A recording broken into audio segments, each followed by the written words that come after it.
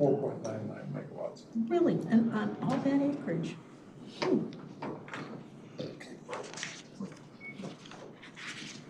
Don't do that. I'm sorry. Maybe it's just been a long time since I've seen one of these because we've gotten one here. I'll call the meeting of the McHenry County Zoning Board of Appeals to order. The purpose for our hearing today is application Z25-0057. Excuse me, the applicant is TPEIL MH376-LLC. The request is for a conditional use permit to allow for a commercial solar energy facility. The PIN number associated with this application is 13-23-300-026. The property consists of approximately 74.826 acres and is located on the south side of US Route 14, approximately 1,500 feet east of the intersection of Doty Road and US Route 14 in Door Township, Illinois. I'll have the zoning board members identify themselves in the township in which they reside, starting on my left. Mr. Cozen. Robert Cozen, Algonquin Township. Mary Donner, Greenwood Township. Charlie Eldridge, Richmond Township. I'm Linnea Kustra, Alden Township. Jessica Beverly, Door Township. Kurt Schnabel, Riley Township. Bill Koenig, Grafton Township. This petition has been reviewed and the following items have been received prior to today's scheduled hearing. The publisher's certificate of publication from a newspaper is dated June 7, 2025, and thereby meets ordinance requirements. The affidavit of posting was signed and the date posted was June 9, 2025, thereby meets ordinance requirements. Affidavit of mailing was signed and the date mailed was June 6, 2025, also meeting ordinance requirements. The survey has been checked against the petition, legal notice, and publication in the newspaper, and all three match. The filing fees have been paid. The endangered species consultation has been received. And the McHenry County Soil and Water Conservation District report has been received. This would be NRI 25-037-4698. And I'll explain a little bit about how the hearing works for members of the public. So the petitioner will be allowed to present their case, why they want this solar farm to be built. They will be asked questions by the zoning board members and also staff. And after that time, the public is allowed to ask questions regarding their testimony.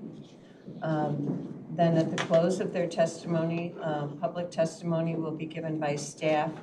And then at the closing, then any member of the public who has a statement will be allowed to do that. You would be given 3 minutes if you would like to make a statement for or against this petition. Going forward, before we start the hearing, though, I would like just Kim to explain the guidance that we are under regarding the state statutes. So in January of 2023, Illinois State did pass laws that would require counties to approve solar farms as long as they meet minimum siting standards. So as long as the siting standards are met and the applicants can comply with those requirements, the county is required to approve. So anyone who will be giving testimony today or asking a question or giving a statement will have to be sworn in at this time. So if you plan on doing so, please raise your right hand. Do you affirm that the testimony you are about to give is the truth, the whole truth, and nothing but the truth? I do. Okay, we'll turn it over to the petitioner. Please introduce yourself and please go ahead and present your case. Thank you, Madam Chair, members of the board. My name is Kyle Barry. I'm an attorney with McGuire Woods LLP. Here today representing the applicant. As you can see, we've got a full table this afternoon. So I'll be presenting 5 witnesses. We're going to go through a PowerPoint presentation, and I promise to try to make push folks to go briskly through their presentation. At this time, without further ado, then I will turn things over to Gloria Foxman, who is with Turning Point Energy, the applicant, and she'll take us through her portion of the PowerPoint. Hi, so I'll start here just to tell you about Turning Point. We really do try to listen to the neighbors and the jurisdiction where You can the, speak up so the public can hear here we you. go. Great. It's facing this way, but I'm thinking of you behind me to try to be And loud. if anyone in the public can't hear, just feel free to move up in the room, please. All right, go ahead. We really do try to consider the context of the project and the jurisdiction where we're permitting when we're designing these projects. And then if we're successful in permitting, we make it a priority to invest in local initiatives and charities. So here's some slides to discuss that. How can this project benefit McHenry County? During the construction and the planning phase, there are local jobs that arise from this project. There's opportunity for residents to subscribe and save on their electric bill. There's new tax revenue generated by the project. There's also reduced greenhouse gas emissions that are avoided by using this type of energy generation. Increased grid resiliency, because we do have to invest in the grid also in order to construct this project. And then we are proposing to plant a pollinator habitat, which is good for animals that pollinate and also good for the soil because of the root structure that that creates. So here's just talking about, like I said, that last point where we do like to invest in our local communities. We have some figures here about how much we've donated in Illinois so far. And these are some of the specific charities where we've donated. And then I just have an overhead view of where the project is proposed. As you can see, it's on the south side of Highway 14. On many sides of the project, there are open fields. There is a residence on the northwest corner. And then just a little bit about the planting plan that I mentioned. We included a study about how beneficial it can be to plant pollinators under and around solar projects specifically. And how we envision this project once it's constructed. You know, once this project is built, we are trying to design it so that it will be quiet and screened. So we've included landscaping buffer above and beyond what's required by the county on the sides of the project. And of course, we're in compliance with the noise standards, and we have included a glare study showing that there will be no glare to the surrounding roads and buildings. And then we just have some images of the kind of screening that we're proposing. And we also included some images of how we plan to keep the existing screening that's there and add to it. And so that's the end of my slides. I'm happy to answer any questions if you'd like more information, but I know you've heard a lot of this before. All right, thank you, Gloria. Next up, we have Ryan Solomon. Ryan, can you tell us about who you work for and what your position is? Sure. Ryan Solomon with Kimley Horn, 570 Lake Cook Road, Deerfield, Illinois. I'm a licensed professional engineer in the state of Illinois and the civil engineer on this project. And who do you work for? Kimley Horn. And what is your role in connection with this project? Oh, project manager, civil engineer. This first slide just shows the proposed site plan. So the array, it's kind of shown throughout the northern portion. Kind of wraps around. We are avoiding the large swath of forested trees there, which is why it's kind of built around like that. The access is kind of on the, as Gloria had mentioned, you can see it kind of in the central portion of the site, as well as the equipment located right there. The screening is along the western portion, kind of up, going across the front of the road along Highway 14 there. And then I wanted to also point out that the parcel, or the piece of the property to the northeast is currently being farmed, and we're proposing, there's no panels being proposed there, but we are proposing pollinator vegetation there. And is there a water feature in that portion of the parcel? Yes, there's a wetland located in this area here. There's also floodplain that's being avoided, which is located down here. I can get to it in a little bit, but we did a full wetland delineation, and we will not be impacting any of the jurisdictional wetlands.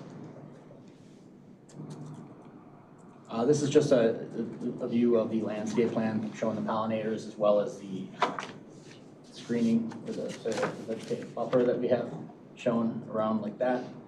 And then yes, the pollinator will be shown throughout the array area here, and then this is the area that's currently being farmed, and then there'll be pollinators planted as part of that. Again, no arrays in that piece of that portion of the property. And does the project plan to maintain that area as well as the remainder of the pollinator portion of the project? Yes. This just kind of is a general slide that we've shown a few other times, but shows us the benefits of the pollinator friendly versus the row crops, the deeper root systems, and that vegetation then will reduce soil erosion, improve water quality, and reduce runoff. This is just a sample of what the final ground cover looks like. The solar panels do not impact the growth of that. It's able to grow and thrive with the solar panels due to them rotating. And So the vegetation will grow underneath the panels, is that correct? that's correct. There's been an executed AMA for this project. There will be a decommissioning plan that was included with the application and will be required to meet the post-bond prior to construction during the timing of the building permit. In addition, any drain tile investigation will be required and will be performed prior to construction as well. A noise analysis was performed, and it was performed on this site for the equipment located centrally, which is the only noise producing equipment that'll be there. It will fall within the requirements or the parameters of the Illinois Pollution Control Board, Illinois Pollution Control Board regarding the noise limits. And we did an analysis both for the inverters and also for the energy storage system to make sure that, which would be limited capacity in the evenings and nighttime, and both of those will fall within the limits of the Illinois Pollution Control Board. Just an environmental overview. Our office, Kimberly Horn, performed wetland delineation. We pulled FEMA maps, and we've also submitted to the IDNR for SHPO and EcoCat consultation. The findings were identified on the zoning site plan. As I mentioned earlier, we will not be impacting any water. What is SHPO? State Historic Preservation Organization. Got it, okay. So the wetlands, we will not be impacting any of the federally jurisdictional wetlands on the site. We've avoided those. In terms of the environmental protection, the IDNR consultation was included with the packet. We received a letter terminating the consultation in January of this year, and the impacts were highly unlikely. And in terms of the cultural resources, we did receive a response from SHPO. That's the department within the IDNR, and that was included as part of the application packet. They did recommend a phase 1 archaeological survey based off of the proximity to the Kishwaukee River, which is just to the southwest. So that will be done prior to construction. However, we don't believe there's any likelihood, there's a very low likelihood of any impacts with that because we're staying completely out of that area. And that concludes my portion of the presentation. Okay. Thanks, Ryan. Next up is Joe, and Joe only has one slide. For better or worse. So Joe, can you introduce yourself and let us know what your role is and who you work for? I'm Joe Phillip. I'm a Director of Engineering with Turning Point Energy. And I'm working for this project specifically on the energy storage portion. But I've been in solar design and storage design for 20 years. So I just want to talk a little bit just about the storage system because this is probably the newest portion for you, at least from our end. It's a 20 megawatt hour storage system that is going to be charging only from the solar during the day, and then we'll discharge in the we'll provide electricity to the grid in the late afternoon, evening hours. So it will provide about 4 hours of power during that time, when the grid really needs it. So it's providing some extra resilience, especially on the hot days when everybody's running their air conditioners, like these past couple days. The storage containers the containers for the storage look something like that. The picture there on the right, there will be 8 of those storage containers. They only take up about a quarter of an acre of land on the site, so I think from the site plan, kind of got an idea of like how much of the site they'll take up. And then, Turning Point, one of the big things for us is, we work with tier 1 suppliers and we found leading consultants like Hiller, who's down, be talking a little bit later, to make sure that we design a really safe and reliable energy storage solution, just the way we do with our solar solutions. So with that, I'll turn it over. Joe, quick question. Can you drive the slides back to the site plan and show us where those battery storage units are going to be located? They're co-located with the inverter and and the transformer, correct? Yeah, so they are right here, near to the entrance away from the housing. The neighbor. Thank you. Pass that down.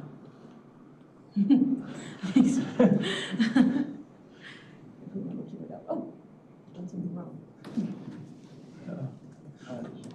For the record, I want to note It that was she me. turned it off and then handed it to me. No, no. I don't know, I'm trying to figure it out. Okay, Thank There we you. go. thank you.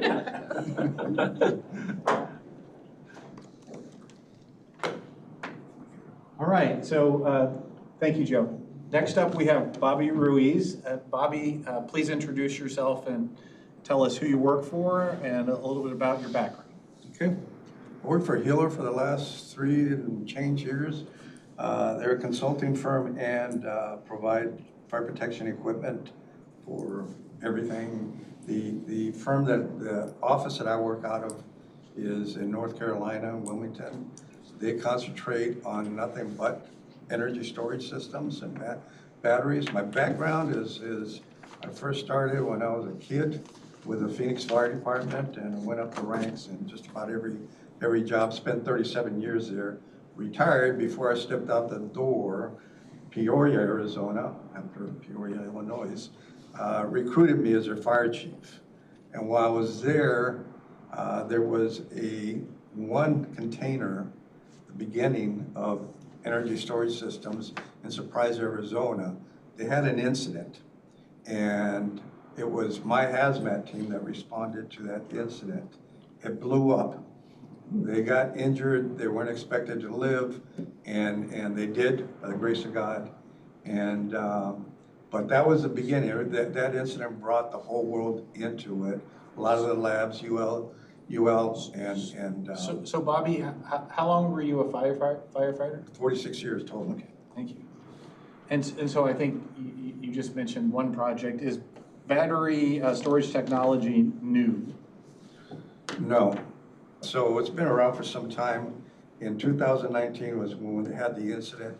There was minimal codes, fire codes, in existence, and most fire departments, just about all the fire departments, did not have that in place or had adopted those codes. Since then, with all the labs working, I worked with a lot of labs and actually had a lot of legal fun of burning these batteries, seeing what kind of gases came out, how to, what it would take to blow them up, what it would take to keep them safe. My boss worked with the National Fire Protection Agency in developing the codes to make the system safe. Today, I would say that from McMicken being the analogy of a Model T Ford to today being a state-of-the-art Mercedes-Benz with all the safety equipment. So it has changed exponentially over the 6 years and a lot safer. So I'll go over this. So yeah, there are a number of utility scale battery storage facilities operating in the U.S., correct? Yes, about 700 plus and growing. I mean, it's exponentially growing because it's the way to store energy. You can produce it, but there has to be a way to store it, and this is a way to store it. Okay. Anything else on this slide, or did you already cover the? The fires are rare. You may get maybe a dozen throughout the United States a year, and anymore they're not going they stay within the container. They don't propagate to other containers. Are those fires typically associated with the older technologies then? Yes, most of them were commissioned around 2017 and 2019, and there was older technology as far as the heavy metals that were used, nickel, manganese, cobalt. To today, you're dealing with lithium, iron phosphate, very different technologies. Okay. And so let's talk about, I think you mentioned some of that, the safety technology that has been deployed since the early days. Can you go through a little bit of that?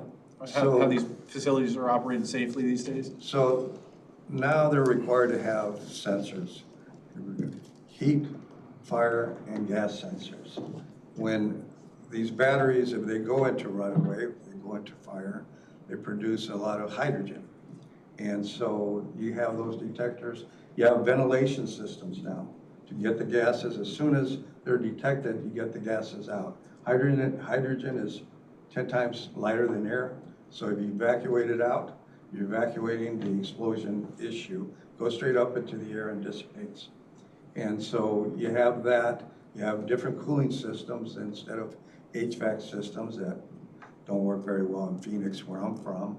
And now they have liquid kind of cooling systems like you have in your vehicles that do a better job in keeping them cool.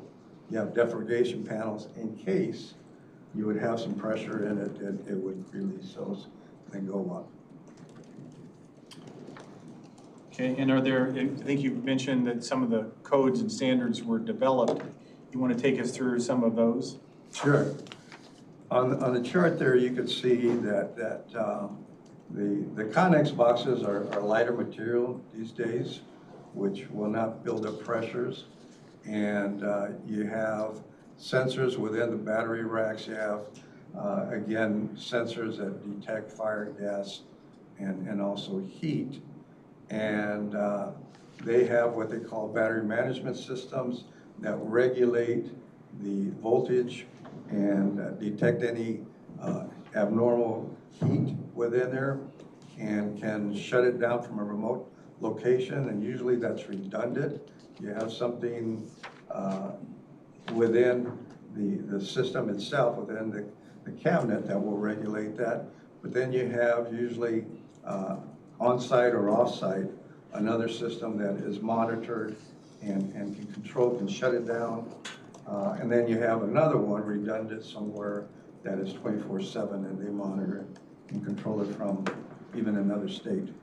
And again, each individual facility will have its own temperature control system, is that right? Yes, that's correct. The other thing is they go, and maybe on the next one. Okay. I just talked about that, but they go through all kind of testing.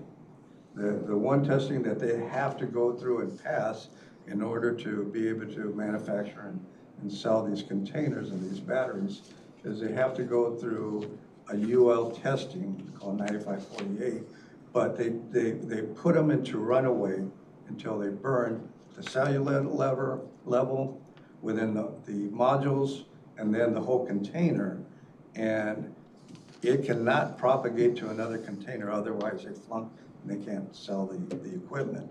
So most of the fires today are being maintained within some of the modules or racks, and in some cases the whole thing goes up and stays within that container, doesn't propagate to other containers.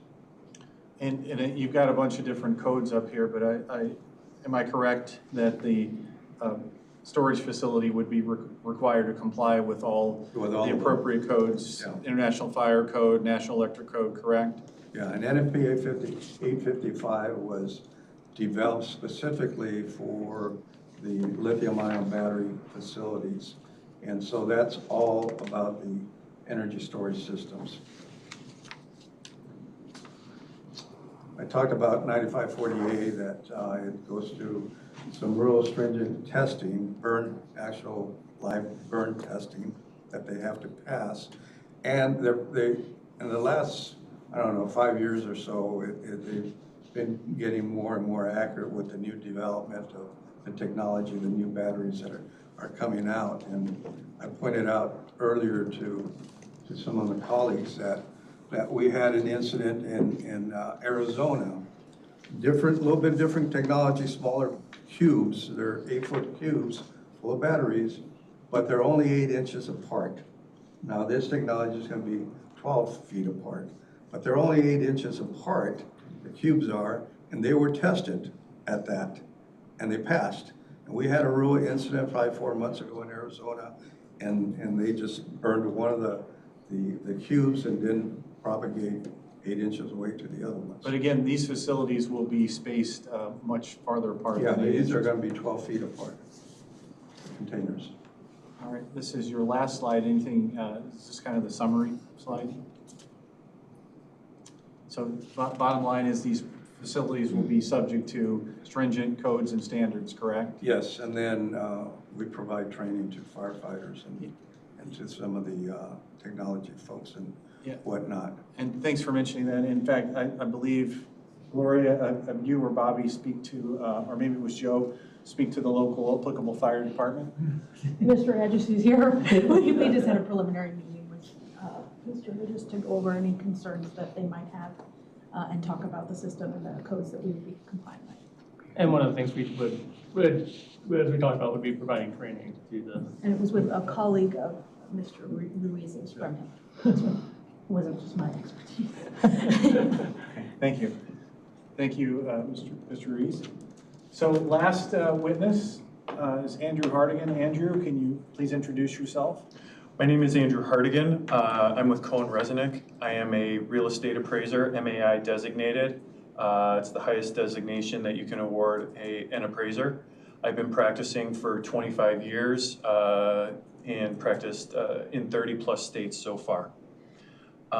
Today I'm here to speak about property values and how they're impacted via these solar panels. And did Cohen Resnick perform a property value impact study in connection with this project? We have looked at this project. I don't believe that we provided a specific site report, but we did take a look and try to better understand the impact just for our own edification. But there's a study that's included in the application materials, correct? Yes, there is a study. That's what I meant, yeah. Oh, okay. And so you have a few slides here you'd like to take us through, right? Yeah, so in our research, we tried to better understand the impact in 3 ways. The first way is via academic studies. These are some of the academic studies that we've looked at. I would like to, there's a study that was conducted by Loyola that's not on this slide. It is one of the more recent studies completed in the fall of 2024. The reason I like the Loyola study is it is the only study that has focused on Midwest states in particular, Illinois being one of those states. And they concluded that utility scale solar projects increased property values roughly 0.5% to 2%. And they attribute it to new tax revenues that are often given to local schools and public utilities. So that is the academic study portion of it. The next thing that we like to do is we like to conduct our own studies. We have conducted over 40 studies nationwide where we take a test sale of a house and compare those sale prices on a per square foot basis to that the test sale is adjacent to the solar farm to properties that are not adjacent to a solar farm and see if there's an impact. Overall, our studies have shown that there is no negative consistent impact being adjacent to solar farms. In addition, we have also found that new construction is not hindered by the proximity of solar farms either. One example is in Stevenson County. I like this one because this has 2 test sales that we were able to locate and multiple control sales, 14 control sales is what we compared it to. And Andrew, if you could, I'm sorry to interrupt, but Sure. Can you briefly explain what a test sale is? The test sale is the house that's sold adjacent to the solar farm. Typically, the house is 120 feet from, the lot line is 120 feet from the actual solar panels. So it's pretty, close proximity. You can see these solar panels from, your 2nd floor bedroom. And so on the picture up here, that we've got 2 sales of homes that were to this south of the project, is that correct? Yes. How do I do The red button. the red button? Yeah, two of, down here were identified as properties that sold. And that represents these two right here. They sold, you know, very similar to the 14 that were not adjacent. There was, you know, almost a 2% increase in property value.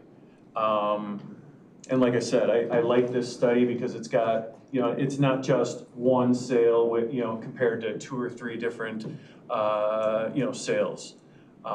So that the amount of data that we're gathering in this particular instance is more, number one. And number two, it's in Illinois. So it's applicable to this project. There's another slide. Our third prong of attack when trying to understand property values is we make phone calls. We talk to the brokers that are involved. We talk to county assessors, you know, the township assessors. We try to understand, you know, via word of mouth with the, you know, the boots on the ground, people who understand intimately, you know, their communities, these, you know, sales, you know, the ins and outs of the transactions. And generally speaking, again, they do not have any negative impact to value. You know, they don't identify any negative impact to value. I talked to this one broker. She said her buyer didn't even know that there was a solar field across the street. You know, so obviously it couldn't have been, you know, an influence. They were very happy with, you know, the transaction in the house and the way that it went. You know, so a lot of the times, you know, you don't even know these things, you know, exist is basically what this broker was trying to tell me. So at the end of the day, our three-prong approach, there is no negative impact to value to these to houses when adjacent to solar fields. All right, thank you, Andrew. So that concludes our PowerPoint presentation and our presentation in general. We stand ready to answer any questions from the board. Okay, start with Mr. Kernick, am I right? I just have a few questions. In the report that we received from the County Soil and Water Conservation District, they expressed, at least the way I interpreted it, a concern that this was a high aquifer contamination potential in this area due to soils. The soils are very permeable, and also that this is a sensitive aquifer recharge area. Should I be concerned, or should we be concerned about any potential for contamination to the aquifer due to either construction or operation? No, And why not? So a few things during construction, there'll be an erosion control plan in place. That will, you know, be part of the stormwater pollution prevention plan and the NPDES permit. So the contractor will be required to follow the you know, the requirements of that for all construction, which should take place on site. The solar panels themselves are tier 1.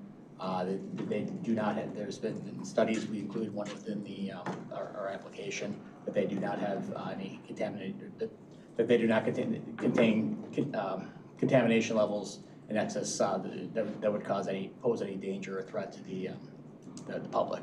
So and they don't leak. They're enclosed, so there's nothing from within the solar panel gets into the groundwater.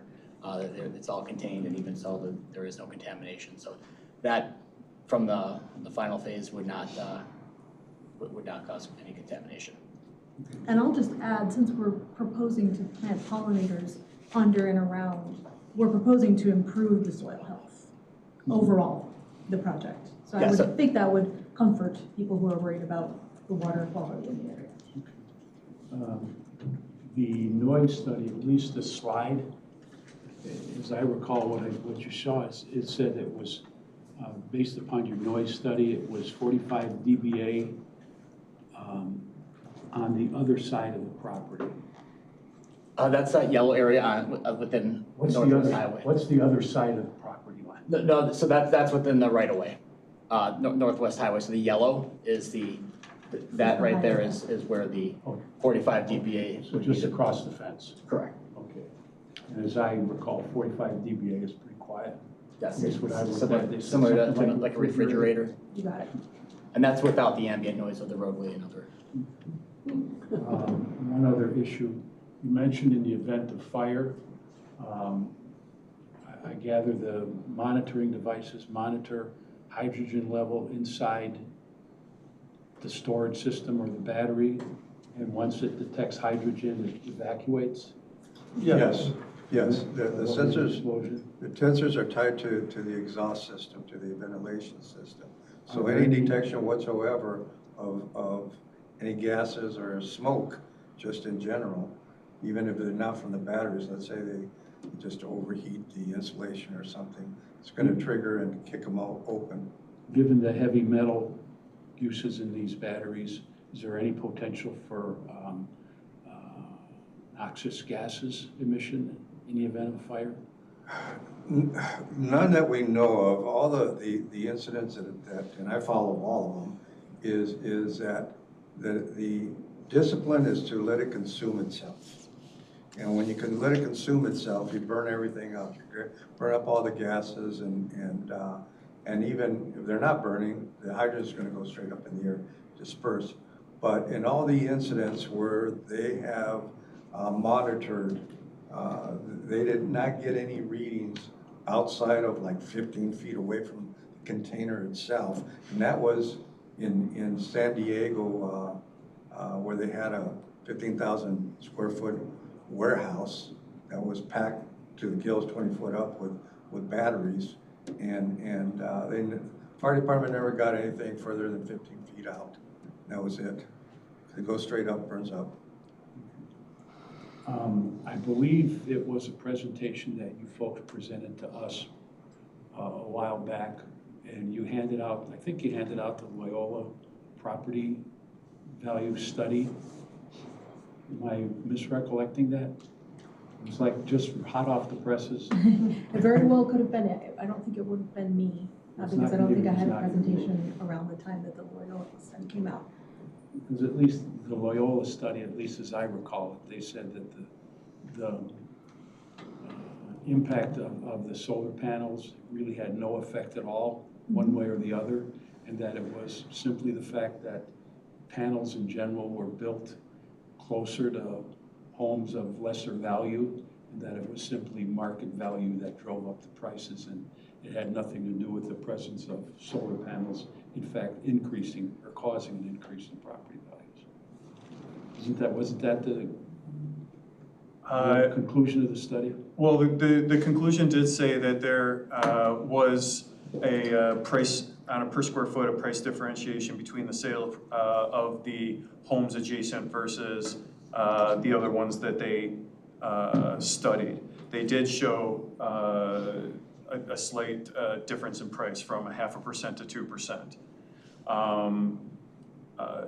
And they go on to suggest that the increase in property values in part is due to added tax revenue into the school systems. Are you aware of any interviews of Illinois local assessors that have been interviewed and have opined on the impact of solar panels on property values?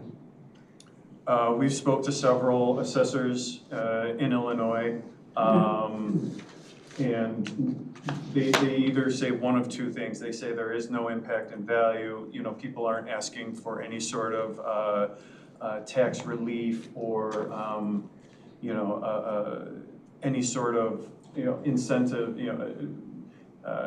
hardship assistance or anything like that in dealing with their property taxes.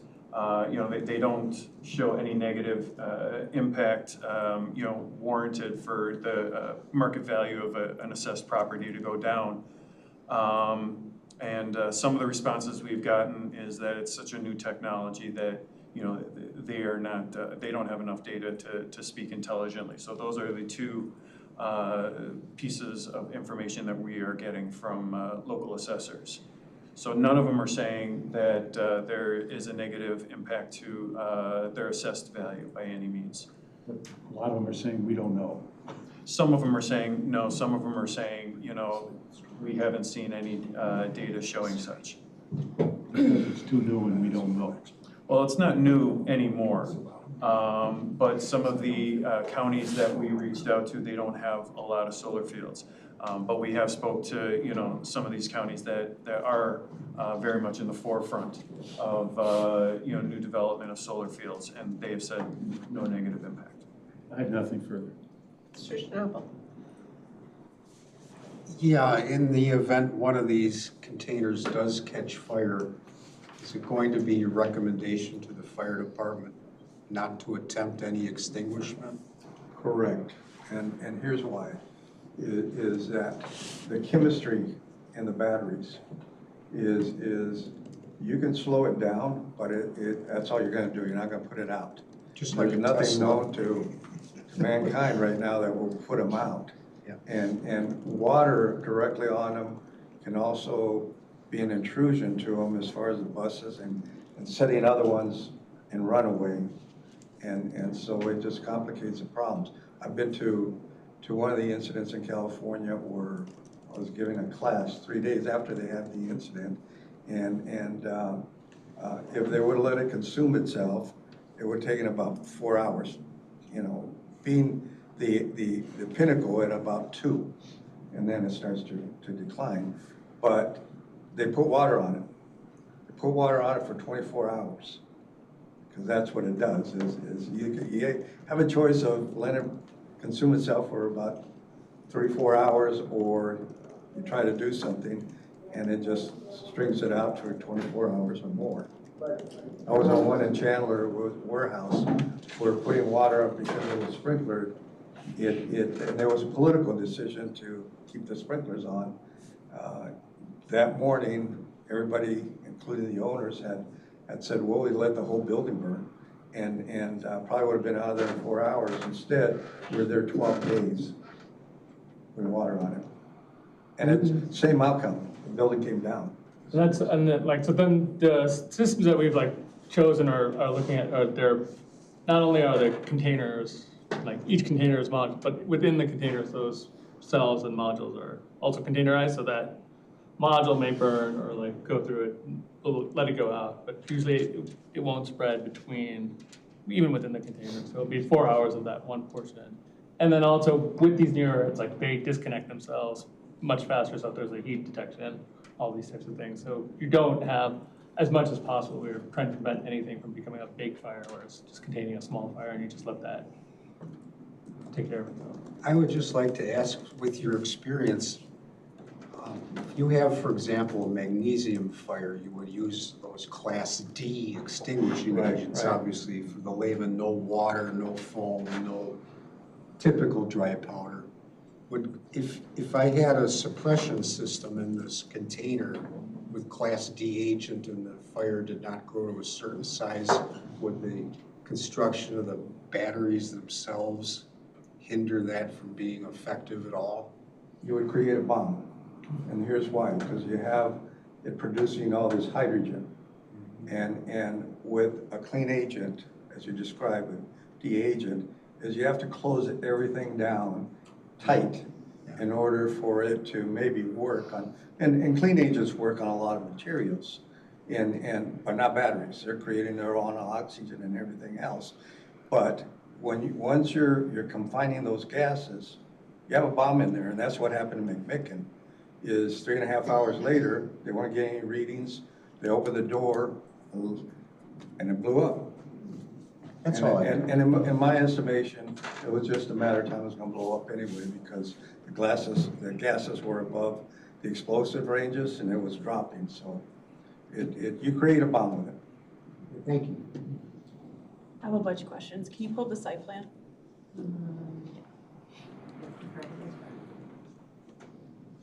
Okay, Ms. Beverly. sorry, thank you. Are you gonna be removing any trees on the site? I noticed that the lease goes around the existing old oak forest there. Is there a plan to take out any of those trees that are in there? Not a plan with the trees in this here, which is the heavily forested area. There are some trees that are located. Toward the road. Yeah, right about here, give or take. And those will be removed to maintain the array and to meet the design intent. If you're referring to the sort of grove that's up towards the road, let me try to not turn this I off. understand that you're incorporating some of that into the screening process. I was just wondering, like, to what extent are you doing clearing? Because it is pretty wooded over there. Up near the road, whoa, come on. Up near the road, not at all. And in this big main grove, not at all. Where you see panels, where there's occasional trees, we are proposing to remove those. Okay. This is an unusual site plan from what we normally see. Normally, we would just see the array, that's the leased portion of the property. So like to include the oaks and then the extra random pollinator garden is unusual to me. Can you explain why it's such a large leased area? The landowners wanted us to lease the entire area. Oh, okay, so that's one parcel that one landowner has and they said take all of it? Correct. Okay. That makes sense, because I was wondering if there was a larger radius for the batteries or something like that, but no, okay. In the pictures of the screening that you're choosing, it looks like you're doing fairly established trees. Are you gonna like be watering them to make sure they don't die and look awful? I believe there are standards for, well, actually, Yeah, you answered that. there's a maintenance plan that will be required to make sure that the contractor is maintaining those and keeps those alive and thriving. So if there is a tree replacement, then it would be required. If anything were to die, they would be required to come back in and replace. Okay. And there's usually a warranty, at least for some period, right? Correct, yeah. Usually it depends on the contractor, but there's a warranty that the contractor would need to come back, but the developer, the owner, would need to maintain all the trees that would be planted during that. Yeah, I realize it's not a ton of frontage, but like that's a major corridor and it's really important to the cities that are neighboring there that it look nice and that, you know, there's gonna be a solar farm across the street, it's already under construction. Like it's just important that it's not just like no dead screening sitting there. Do you have your interconnection done already and do you have a timeline for once this is approved, when it can be up? We do, we've gone through all the studies, we do have an interconnection agreement. The timeline is largely dependent on ComEd. Once we get our discretionary permit, we have to wait for a lot of documents from them. So as you well know, since you've seen me before your board before, we've been waiting on ComEd for some of the other projects that would come before you. We would like to construct it as soon as we can, doing all the studies that we're required to do, you know, drain tile survey, geotechnical survey and stuff like that. I think a conservative estimate for construction would be anywhere from a year to 2 years from now. Oh, okay, because I saw a recent news article on ComEd's behind 7 years in some areas. They're not that far behind Not with here. our, I haven't No, heard no, that. Yeah, you would know better than me. Yeah, not with these size systems. Okay, and I have a bunch of questions on the batteries because this is new for us. I didn't see in the initial application that was a battery storage system. It didn't stand out to me. Sorry, it was a lot of materials. We don't have a battery provision in the UDO, but you've gone through with staff on this already and you've consulted with the local fire departments? That's correct. Okay. I just want to be clear that you testified that the battery itself has its own kill switch and there are 3 redundancies to shut it off. Usually 3, there's a now problem. 2 for sure. Okay. You're going to provide training to the fire department, but are you going to provide equipment that's necessary in the event of a fire? Or is that something the local fire department's going to have to get? Because this is new for us. You have a hazmat team? We have a regional hazmat team, and we house the truck on our site, but we do not have a full response complement within the department. So the only thing they bring to the party, you know, is stay away and take the readings to see what kind of gases there is, if any. Usually not. It's not been the case where any readings have been. And I think, you know, most of the incidents that I've either been directly involved with or know about is the hazmat teams come in and take readings, and they haven't really gotten any readings. In the case of Escondido, California, they had 1 container go up, and San Diego Fire Department came in took readings. The only thing, the fire service, we're not really good at documenting, you know, in detail. You know, we'll put in a report that there was no readings found. But the utility company there is in Escondido had hired on standby a third party to come and take readings, an engineering firm to take readings. They were there probably within the next hour or so.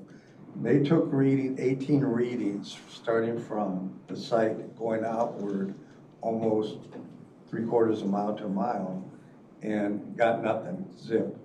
You know, it got, you know, 0.5 maybe parts per million on carbon monoxide, which they're getting more carbon monoxide off the highway than they were off of that. So it just hasn't been the case that you get really any readings. They consume themselves. Okay. You testified that 2017 to 2019 is old technology. Yes. And we're in 2025. I have kids older than that aren't in middle school. So that makes me really nervous because as technology is evolving, like how often are these being replaced? So are the 2017, 2019 models being replaced on other farms that have implemented them? Or is this like, you know, when it's 2030, we're gonna be saying, oh, we have old battery storage out on 14. So though he was not describing batteries on solar farms. He was No. talking about warehouses that were storing batteries. Oh, okay. But this was not relating to solar farms. Okay, Yeah. then I misunderstood you. How often are the batteries replaced in general? How often would these modules be in place? What's the life cycle? So the life cycle right now is about 15 years and the way they're built is so that you can, if you do have an issue, you can replace out a module or a pack. So it does make it a lot easier to change out where there are issues in that. I understand it's after- in your best interest to make sure that they're the most Yeah. efficient But and like, updated. the lifetime would be 15 to 20 years. So they would not be operating for 30 years. Is it written into the AMA that they're changed every so often, or, I don't think there's anything in AMAs about batteries right now. I don't think so. Okay. But we are required to follow the most up-to-date codes, and as you saw, Yeah. there's many codes. Well, that's true, but as these come online, there's less incentive to change the codes to force you to replace them. I mean, it's like a political balance that I understand. So I'm just concerned with, there's nothing in the AMA about battery storage. The SARA, I understand, wouldn't be affected if there was a fire, but it's my understanding based on a local battery fire that they used PFAS to put it out and they ended up polluting the creek. Is that a concern with this site, that the PFAS would need to be used to put it out? No. No. Okay. Another thing, regarding the property value study, are there any property studies regarding battery storage? Our office has done some property value studies, 2 of which are in McHenry County. The Marengo BESS and McHenry BESS. One is a 20 megawatt system, the other is a 19.8 megawatt system. We've also spoken to Mary Mayday of the McHenry County Township. Mahady. Excuse me? It's Mary Mahady. Mahady, I apologize, I was not Oh, the that's one. okay. She stated there have been no complaints regarding exterior issues to the battery storage systems, and that property values in the area have increased, and that there's no information indicating a negative impact to neighboring properties. We also spoke to James Burke of the Marengo Township, who also stated that since that property began operation in 2018, there have been no adjustments warranted to assessment or appeals filed for the adjacent parcels due to the proximity to the facilities. Okay, that's all I have then. Mr. Owen? Just one question to the appraiser. Would you agree that the differences in prices that are shown up or down are simply not material? They're statistical noise, at the level you've received them? 0.5 to 2%, I would say, is below the level of statistical significance. But the point that I want to emphasize is that it is not negative. Yeah, I noted that, but I just wanted, it isn't positive either. Slightly positive, but I do get your point. It is under the 5% typical benchmark. Well, I want to congratulate all of you folks on a very thorough presentation, and I have no problem with your solar farm, but I have a big problem with your storage. I don't believe that I know enough or even close to enough to vote on it. And I will be voting no on that part unless this can be continued until we get an independent expert in to talk to us about some of these safety issues. I appreciate the gentleman you brought here, and I'm sure he's very knowledgeable, but he's not independent of you. And I simply want to make that comment and at the same time request of staff that we get in. We've never had this issue before. It's very complicated and it really requires knowledge and skills that neither I nor I think most of my colleagues have. Change a flashlight. Me too. Sorry. Yeah, that's all. Ms. Dunn, okay, can you go forward a couple, slowly? Keep going, keep going, keep going, keep going. Hold on, keep going. Keep going. Keep going.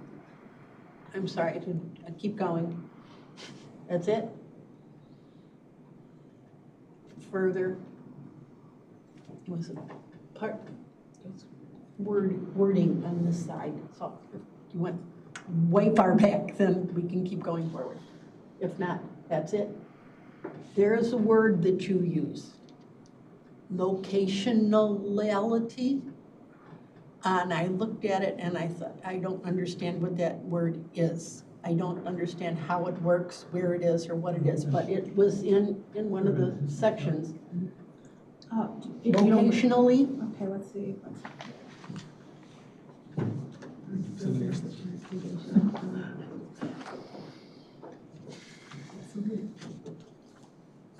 Are we going back or forward? I was going forward just to see. Because Okay, locationally.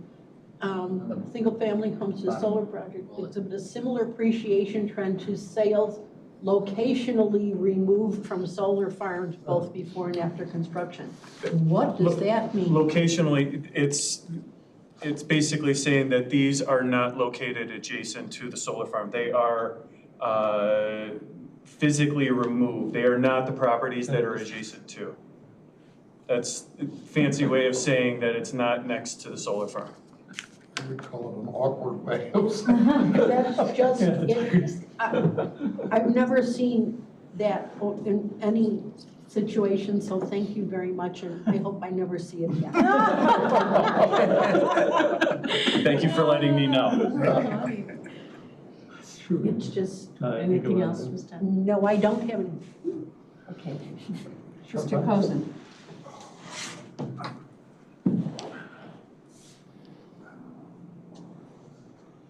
I do have some questions, but like my colleague, I too have grave concerns about the energy storage system. Not to the point to go running out of the room, but looking forward to the information that this group has provided on this petition and others that gave us the comfort to make the decisions that we've made on previous applications. So let me begin with the forest. With the number of evaluations, has this particular area been subject to a review by the McHenry County Conservation District in terms of its oak studies?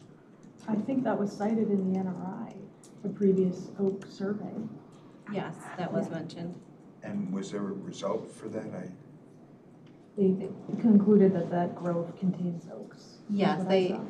sorry, I don't know if I can answer. No, But yeah, they, just, Yeah, go ahead. they mentioned that there was about 22 acres of oak grove in that area. Just to the north of that, they identified 10 bur oak trees as well that are, I think, in the area proposed for panels.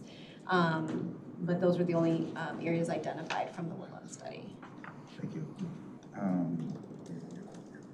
You really touched on a site with a lot of creativity in it. That's, given the rarity, I'm sorry, I'm going off a question, but Mr. given, Coven, could you speak up a little bit more? Just given with the rarity of oaks in McHenry County, you have something that may warrant greater examination on whether through construction or through community outreach on what you have in that corner of the property. In terms of the plantings, how does one address plantings that will go up to a height or above the panels in that area? I've not heard the usual discussion of goats or robotic things, so how does that preclude you from blocking or obscuring the functionality of the panels? So the screening buffer is. No, I meant the pollinators, the plants that you show, how do they not continue on to grow 3, 4, 5 feet high? I believe the seed mix for under the array is selected for shorter plants, is that right? Correct. It'll be determined based off of the final design that we have. And the space between the arrays, how is that lawn or grass controlled so it too doesn't continue on upward? I think Part of the maintenance plan will require, I believe it's one mowing once a year to make sure that it doesn't overgrow. And so as part of the maintenance plan, there'll be a maintenance contractor that will be responsible for going out there and making sure that it that the heights are maintained and et cetera, the pollinators are thriving. In terms of the tax benefit, customarily there is a chart or a presentation, and if it was in all the material, that shows the specifics of pre and post to the local taxing district. Is there such a document? And if it is in the material, like the Oak study, I will take recognition of it to move on. I believe it's in the narrative where we talk about the overall benefit, but I did check on it in preparation for this meeting. And over the proposed lifetime of the farm, it's over $850,000 in additional tax revenue. Over what the existing taxing districts are getting presently in the condition of the property as it presently exists. Correct. Thank you. To the proverbial elephant in the room, which is the energy storage system. And once again, I'm being forced to learn a new acronym of ESS. It's why this particular location did you choose to bring an ESS? Do you want to answer that? Yeah, you can I'll answer. start and you You can go. jump in if I say something incorrectly. When we're citing these projects, one of the main reasons we choose any site is a space where ComEd lets us know through the study process that there is sort of room for us to put in a solar site, and then also where the landowner wants to work with us. Those are the main two things that dictate where we can move forward. And then, of course, we reach out to whoever's governing that space and talk to them about it. So for this one, you do need, we're using the same amount of capacity because it's a 4.99 megawatts, and then the system disperses 4.99 megawatts over 4 hours. Yeah. So really the answer is because as a benefit to the community, this is an area where we can disperse energy in the afternoons and evenings where it is needed, as Joe stated. But also, and thank you for asking that, because this is a point of clarification. Our understanding in speaking with planning staff is that under the county's interpretation of your ordinance and the state laws, that the battery system is considered equipment that's like an accessory to the solar array. So what we're proposing, is small in size and the same capacity. I mean, it will distribute the same amount of electricity as the solar farm. So we thought it was appropriate for this jurisdiction for that reason. So just to follow up on that, do you have plans to introduce this accessory to your other facilities, whether constructed or proposed? We would not, we are proposing it for other newer projects that we are proposing now. We are not going back to systems that we've already proposed or are in construction to add storage. So this allows, we're putting a little bit more solar, we're able to put a little more solar at this location in terms of the number of panels to provide that extra energy.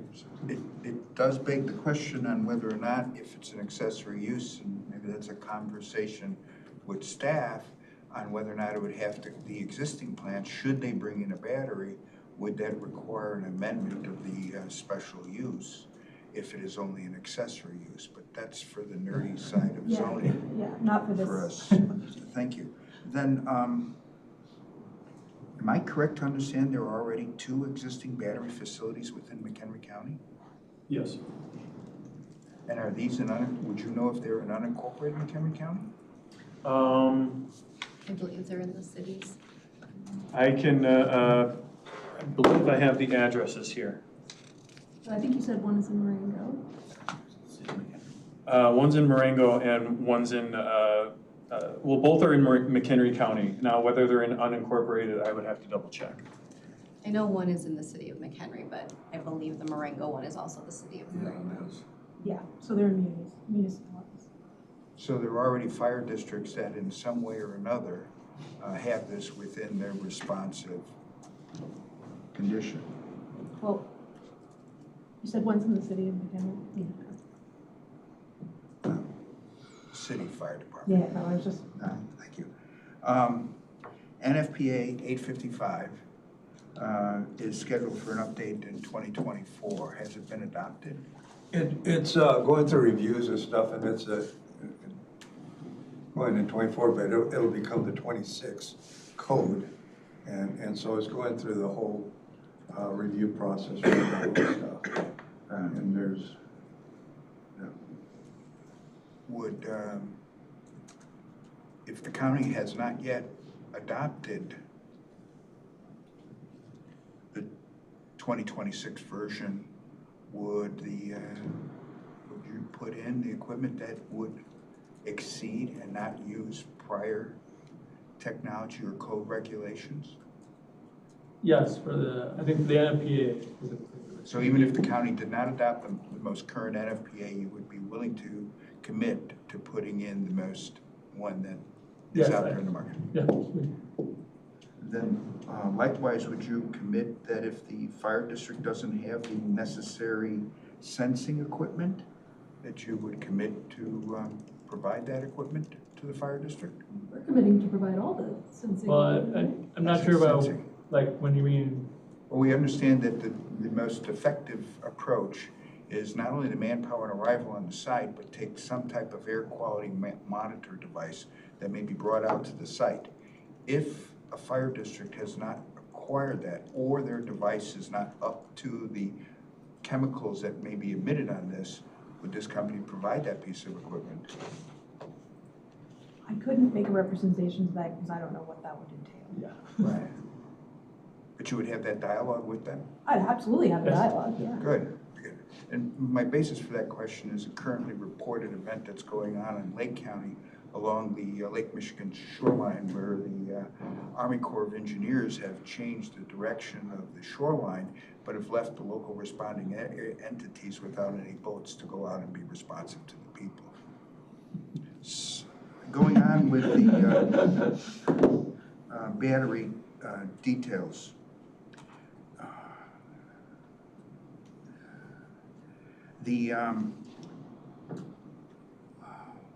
Just as a general point of reference, why since May of this year did the TSA prohibit or make a standard prohibition of lithium batteries to be brought on airplanes? Probably because, and they're different. The batteries in here are a little bit different with what they contain, the chemistry and stuff. and they've gotten tremendously a lot safer. It's difficult to deal with a phone like this catching on fire on an airplane and sticking it in a bag that's gonna provide you some protection, but it's not gonna put it out. And then they have the emergency land. So, and they certainly don't want it in the compartments. That's why they ask you if you have anything you're checking in a bag, if you have any electronics in that. But they allow you on the plane so that if it's witnessed, they can do something about it right away. So point of clarification, you mean in a checked bag? Because you can bring them in your carry-on. Yeah. I don't know the exact details of the TSA report But that that's came what out I of meant, May. is in a check bag.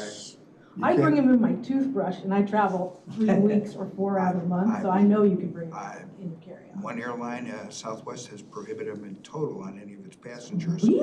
Wow. But not TSA Sorry, then, I guess. I thought you guys were the experts. No, Because I don't have much time with the chair is very. I fly Southwest occasionally, and I always carry my computers and my phones and everything else, all the small equipments, and they allow you on board, but not inside the check-ins. Yeah. The other point along that same discussion is NFPA prohibits batteries for home chargers larger than 20 kW. Why would they set the limit if I wanted to have even more power in my home? You can, but the reason they limit it is because, think of it this way. What we teach the fire departments is to let the batteries consume themselves. If we allow a battery to consume itself in a residence, you're gonna burn down the house. You gotta put a lot of water on it to control it for a long time, and that's the reason they limit it to it, is that can't put them out, and if you let them burn inside the house, you got no house. So what is the burn protection zone around this array of batteries? On this? Yes. So they're containers? burning. How close is the next flammable object I think to we it? said 12 feet away. 12 feet. And they have been already tested probably at a shorter distance with the UL, complete burn testing. So this array is above the ground? Yes. Think of a Conex box, a shipping container, except that they're made a lot lighter material so that they do burn through, and they do. And so that's what you're looking at. I don't know what the specific dimensions are, if they're 20 feet by. I just was trying to envision the worst case scenario, igniting the solar array from the intensity of the heat of the chemicals within the battery group, and then having a whole 70-acre. The panels are not flammable and they can't self-sustain a fire, so that wouldn't be a concern. But the pollinators would, and dry season would take off towards the oak. And then that would be part of the response, is to make sure that it's spraying water around the battery to make sure that there's fire can't spread. So in a location, in an unwelled municipal location, that leaves the fire department to have to tanker out the water. And we're looking at either if we can well there, or if we can't get a well, we would put in a water tank. An underground storage tank. So the codes require us to have a certain volume of water available. So there's going to be an underground. So there was an image here for an existing water well. Is that what you were alluding to? Or? No, we will have to put in something new. Well, that's what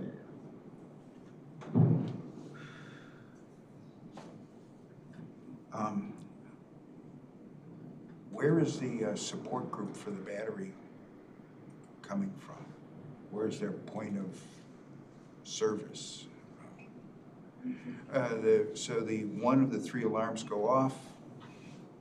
Where is the technician, the responding entity, dispatched from to arrive at this location? So it gets to. I mean, I think the The first people to arrive will be the local firefighters. Right, but where's your technician presently? Who will be servicing this and what town, city? So, They won't be residing on premise. Bobby, correct me if I'm wrong, but what we're proposing right Yep. now.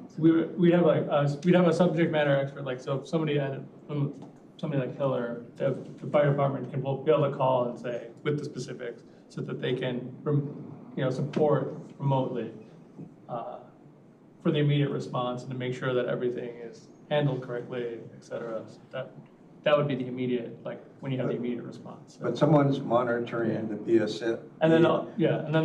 system, and maybe a SCADA system where it's Right, but your team. monitored 24/7. Yeah. That sends a signal to the fire department, go. Right, but your team is presently located in North Carolina. Do you have offices here in Illinois? I'm sure we do. I'm not there, but again, it's With not this us that's crosstalk, gonna I be just the want to make sure you identify who you are when you answer, so that we get that straight.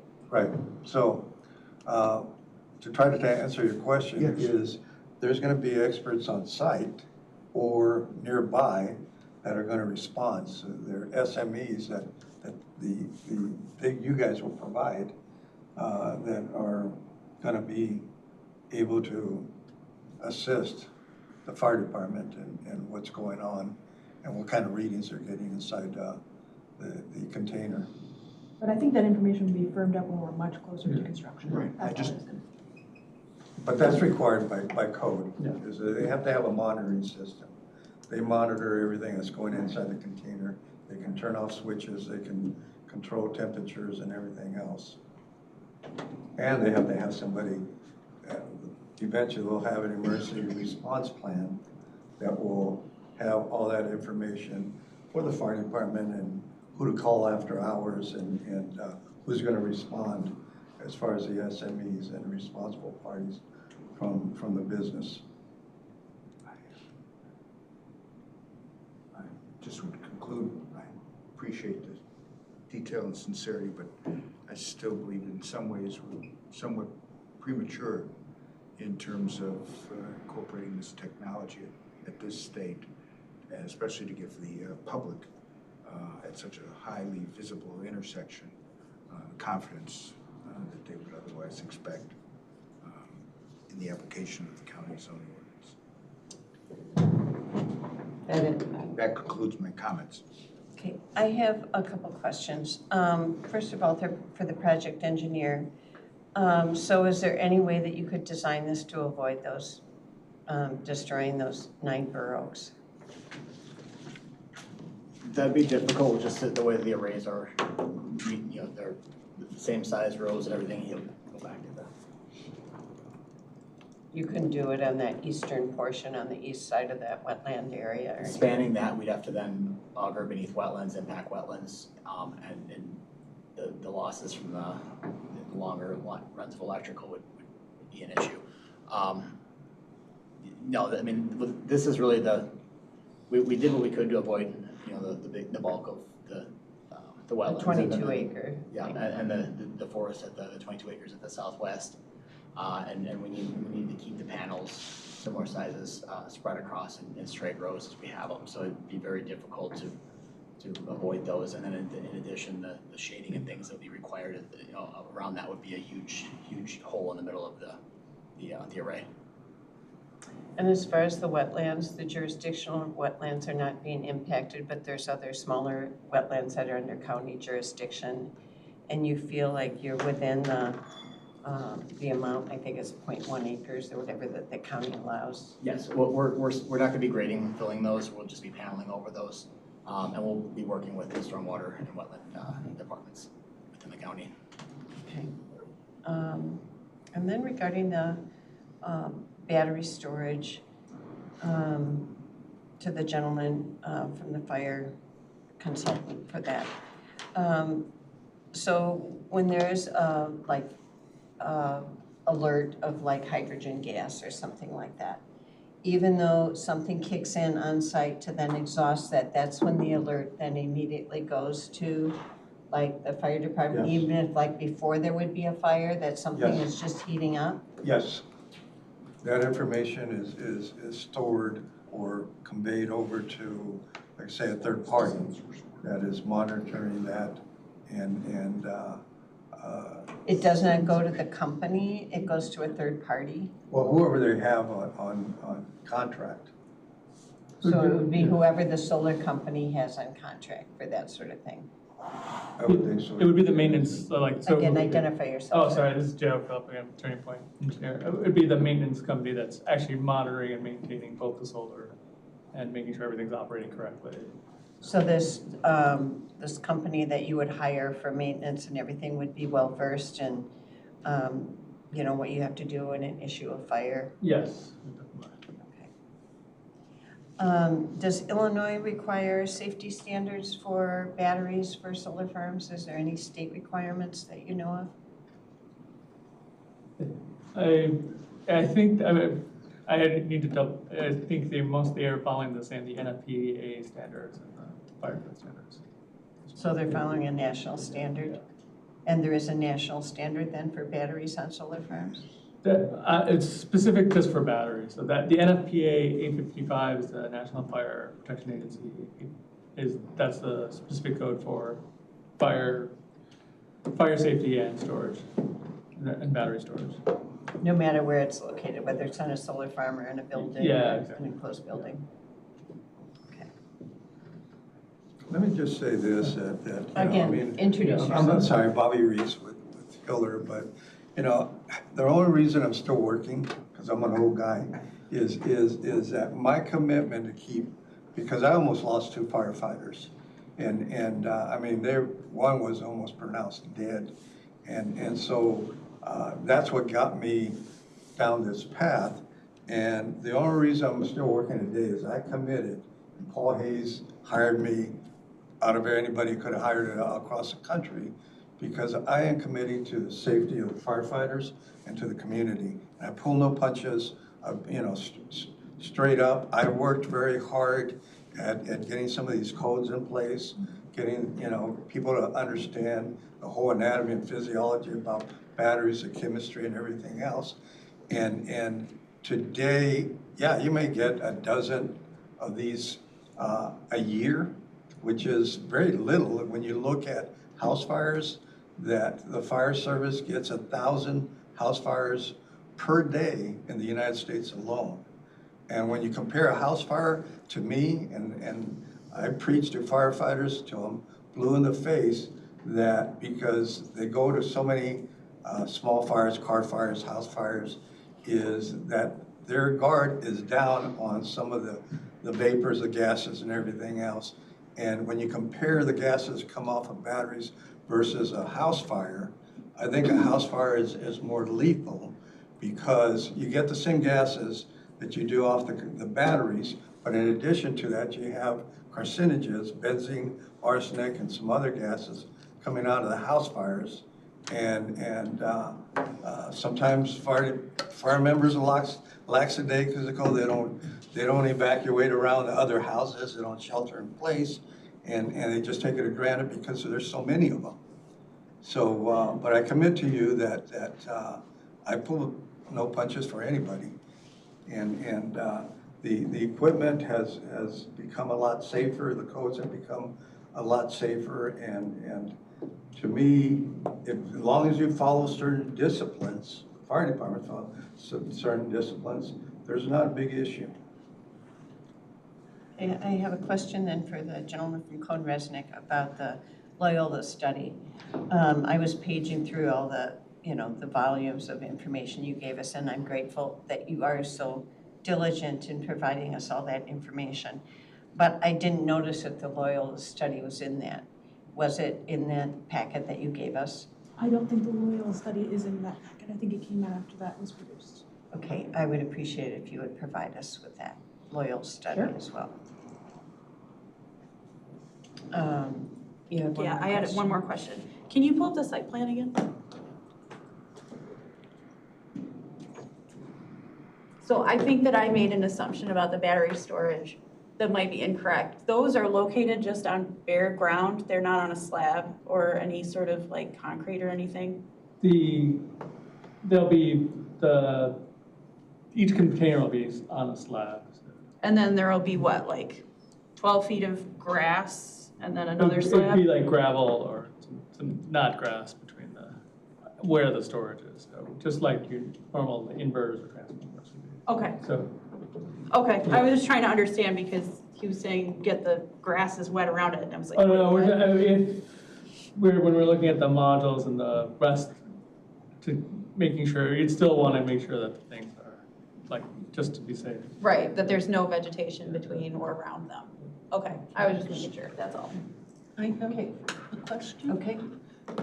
If we can't agree or don't agree and you can't get the storage, if that gets voted down sometime place, can you still go ahead with the rest of what you want to do, or does that throw the whole program out the window?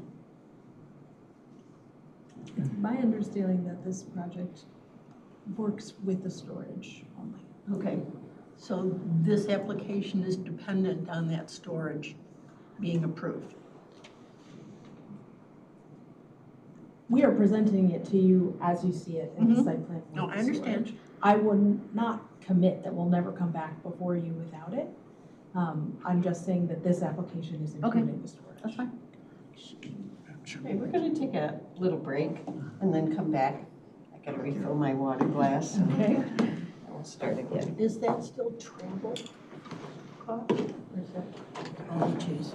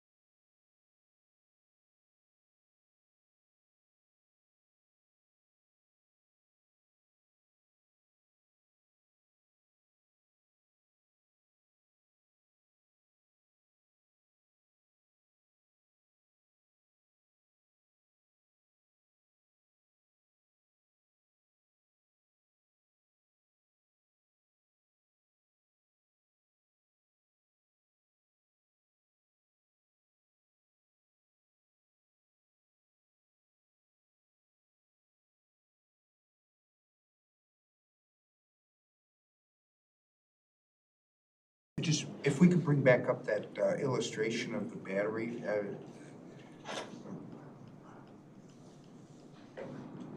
The photo there shows the facility not sitting on a platform, but rather a series of piers above the platform. And yet the description was that the one that's being proposed on the site is going to be on a platform with a gravel bed around it. Both are, I'm sure, acceptable standards. Which one is going to be installed is preferred to be installed at this location? It would be, it actually, as we go further in design, like we haven't, kind of finalized these designs, but it would be some, I don't know if I can answer directly, but it would be likely either gravel or dirt, like something open, but there would be no like vegetation underneath or anything. Right. I was just in terms of the spacing, this is above, which does provide its own benefit in terms of things. I just wanted to be sure that what you were representing was more than just clip art. Thank you. No further questions. Does staff have any questions on the testimony? All of my questions have been asked. Okay. So at this time, if any member of the public has questions, you're allowed to ask questions. So I want you to come up and state your name and address, and then you can proceed with questions. It has to be regarding the testimony they gave today. Sure. Ronald Kurowski. I live at 1150 Redtail Court in Woodstock, Bull Valley area. Across the street, or near this. Where's Lily Pond Road relative to? Could you pull up that site? I'm gonna go to this rendering because I think it'll be more clear. Sorry. All of you are aware that Here, this is Lily Pond. you are aware that there is a solar farm going there. Yeah. Yeah. That's really too bad. For a number of reasons. One, You have to ask talk a about question property. now. You can ask a statement later, but you have to ask a question regarding their testimony. Well, the property values. Well, you can ask about property values, but as far as making a, statement, that comes later. Okay. Again, the property values you said would not be impacted. And that I don't quite understand how, but now what is this, what are these on? What are these solar panels on? What are they put on? Some kind of... A racking structure? Yeah, what's that racking structure? It's just, it's a steel racking structure, so it'll be steel piles. Cat plated, or is it corrosive? Is it? No, they're not. So are you folks aware of the well or the aquifer, because you talked about the aquifer, all that? And I'm not on well water, but city water, and it comes from the water tower. So what, is anybody real concerned about that? You have to be asking the petitioner questions about their testimony. Did you guys look at that? Are you aware of the water system? And aquifers and all that? Yes, Is anybody here? there's no threat to the aquifer, the Okay. contamination from any solar panels.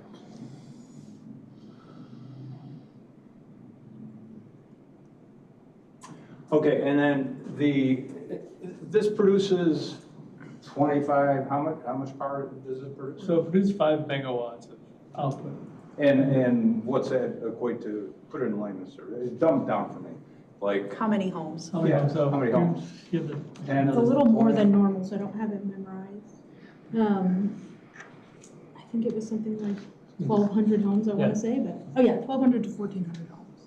1,200 to 1,400 homes.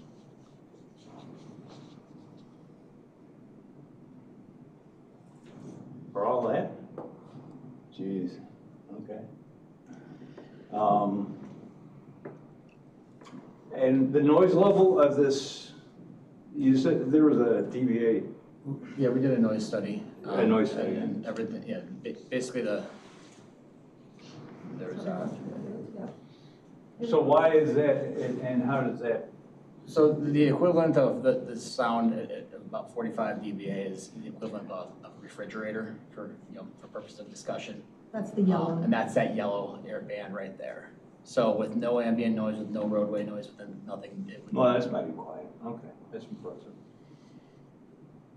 Then,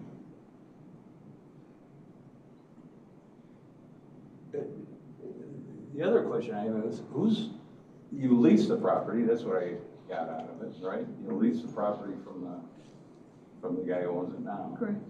How, who pays for the maintenance of this? Is the taxpayer on the hook for anything? No. Really? And I grew up in Wilmette and Park Ridge. And it's part of Cook County.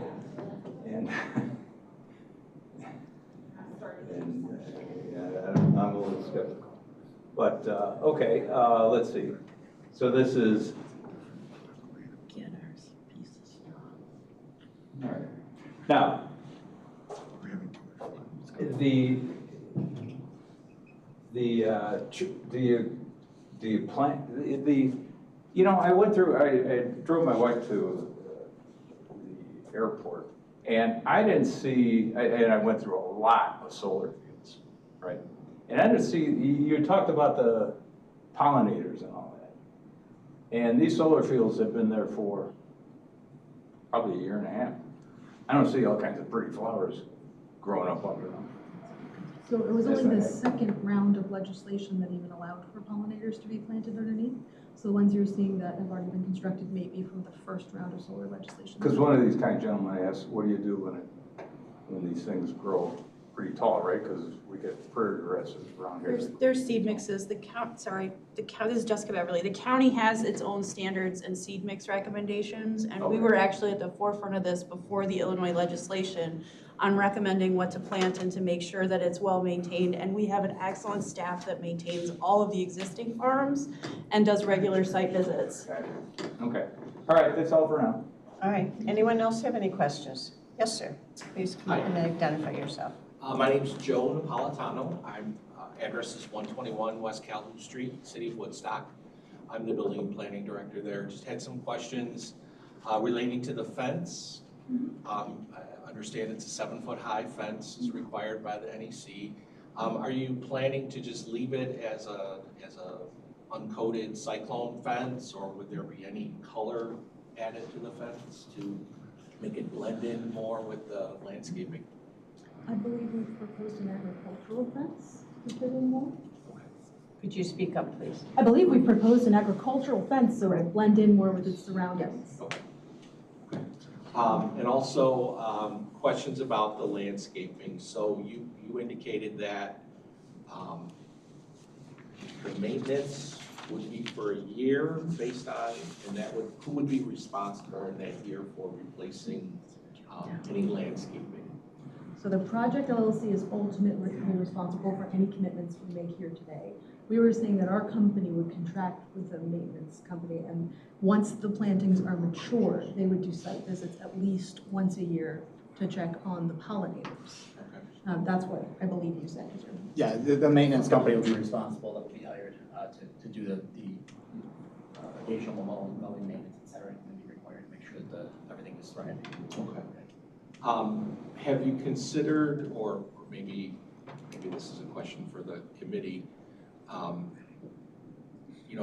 the things, I've done a lot of research. We've, as the gentleman before said, we approved a solar farm across the street. And of course, the concerns were the appearance and landscaping and that. And we worked closely with the developer to get what we feel is a decent landscaping plan. But of course, it all comes down to maintenance, and it comes down to getting it established the way it's supposed to be. And some of the studies that I've read say it could take up to 3 years to get everything, all the plants established correctly. Would you consider some type of maintenance bond for at least 3 years to ensure that all the landscaping gets established the way it's supposed to be? Because I'm concerned that once you're gone, the property owner is gonna be, I thought I heard something, a property owner would be responsible, and I'm concerned about the property owner being responsible for any of the landscaping. So under the Illinois Solar Siting Act, this is Jessica Beverly, we're not allowed to impose any additional bonds.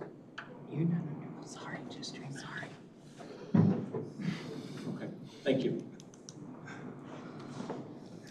Are there any other questions? Okay, so at this time, we'll move to testimony from the public, starting with the planning department. Okay, I'm gonna switch over to my presentation.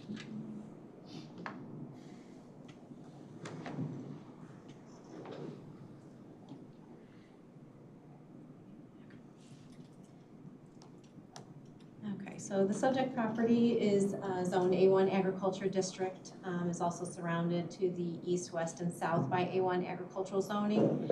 And as we mentioned, the city of Woodstock has jurisdiction across the street, which is where the other solar farm is currently under development. The surrounding land use, the subject property is currently in agriculture, as well as all of surrounding area other than to the northwest where there is a residential use. The future land use designation for the property is office research industrial.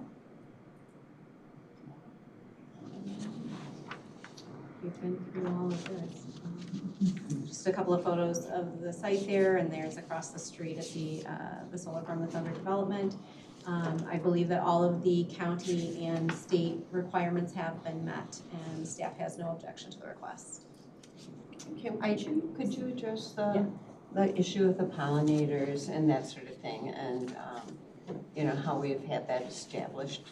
Since we developed that. With the pollinators, we do require at the time of building permit application a landscape monitoring and maintenance plan that our staff does review and approves, and then annually we are going out to the site sometimes more than once a year to make sure that everything is being established. Typically, we understand that it can be up to 5 years for complete establishment of that, but we do keep tabs on that and let the project managers know if there's anything that's deficient or if there's things that are overgrown, weeds, anything like that. So we do keep on top of that, as well as the vegetative buffer.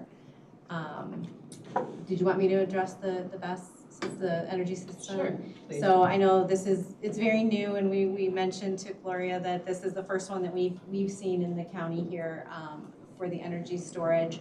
Our ordinance does not currently list a battery energy storage system as a principal use, so we would not allow for it as a standalone use on the property. But it has been determined by our zoning enforcement officer that as an accessory use to a solar farm, it would be allowed, just as any of the other equipment, inverters, any of that, it's supporting equipment. So since we don't have any specific standards, we don't know the background on it, which is why I appreciate that you guys came in so prepared to explain all of that.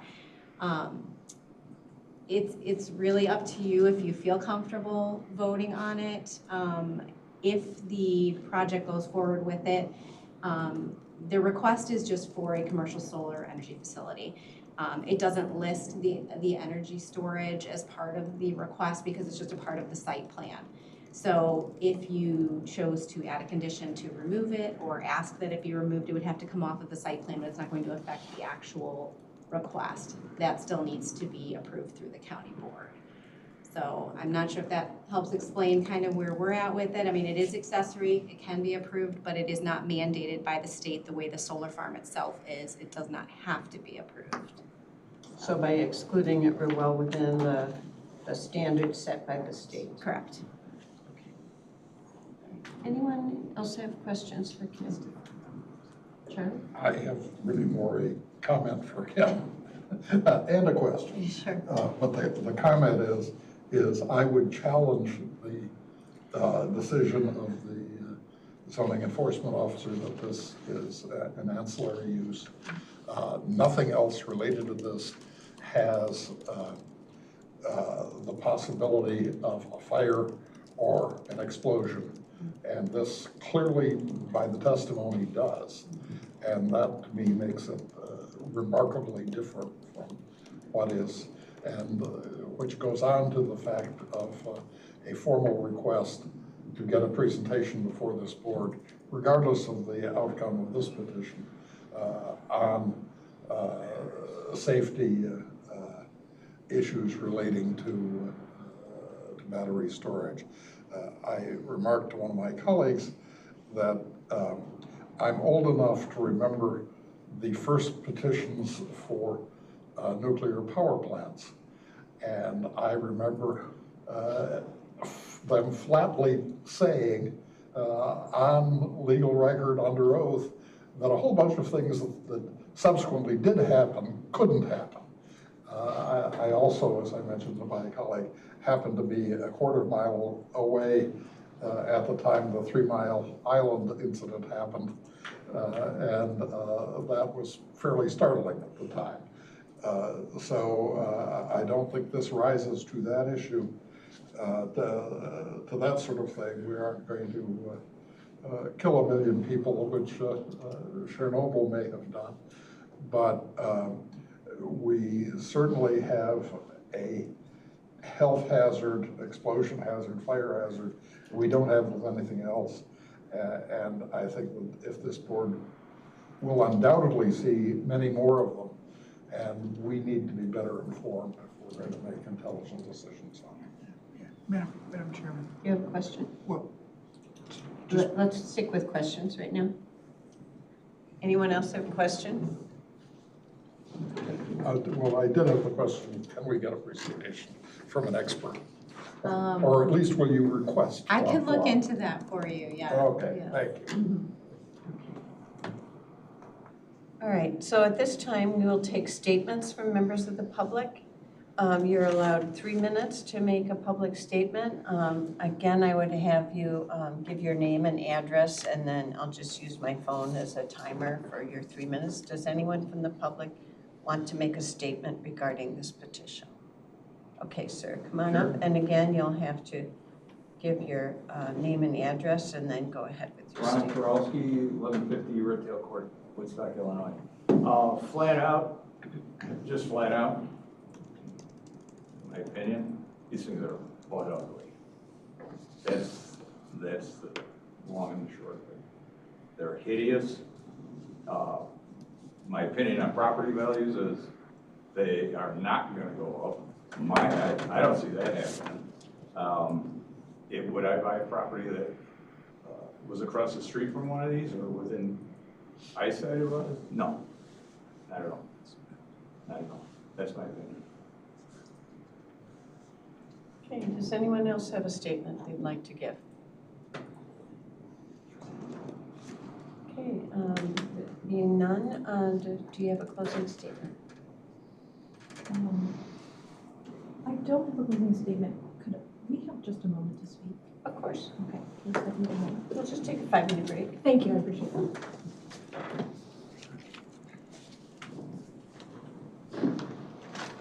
Someone need to use your glove.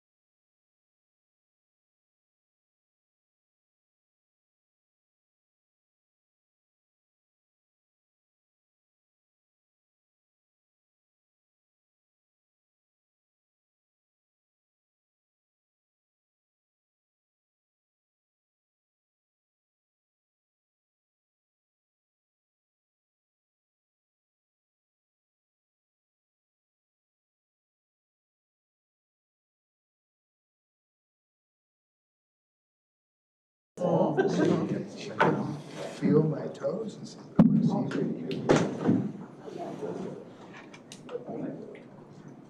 Okay, we'll come back to order. Before we continue, I just have a question for Kim. I just want to ask you if you feel that the petitioner has addressed the county and the state standards and if they meet those standards. Yes, I do believe they've met them. Okay, all right, go ahead with whatever you wanted to ask us, or. I think that was the only thing that I would echo what Kim said, and we appreciate the opportunity for the lengthy discussions this afternoon. We appreciate the air conditioning and appreciate the probative questions. This was a good discussion. Thank you. Well, this board, I would say, we're very diverse, and I think we do our due diligence on behalf of the taxpayer. So at this time, we will close the hearing portion of the meeting. We'll move on to the voting portion.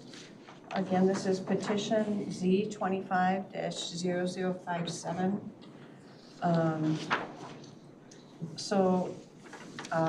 And again, for a conditional use permit to allow for commercial solar energy facility.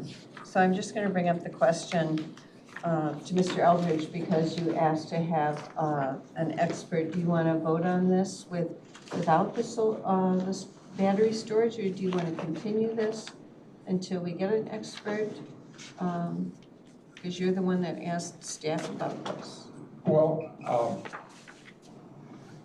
I don't really care. I mean, I would like, if we're going to vote on it, I would like separate vote on the storage portion. But the request doesn't even include the storage portion. It's Yes. just part of the site Well, plan. So we could ask to have it eliminated off the Yes, site plan. I mean, what I would recommend is that we go ahead, vote on it. I will propose a condition that the battery storage be eliminated from the site plan, which I would be happy to reconsider after we learn more about safety with regard to these. Okay. So staff has proposed 9 conditions.